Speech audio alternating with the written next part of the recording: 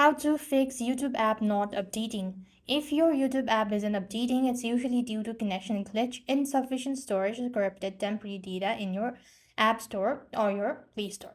So what here you need to do is, first of all, you might want to check internet. So just launch open settings on your device, locate network and internet from the list, go to network or internet, and you could switch between Wi-Fi and mobile data, or make sure you're connected to a stable internet connection. Next, you could also swipe down from the very top of the screen and simply enable power airplane mode, and you could also at the same time restart your device and see whether that will be able to fix or not. Next, what you could also do is simply long press the App Store or your Play Store. You could go to App Info section. Here, just go to Storage and Cache and make sure to clear cache.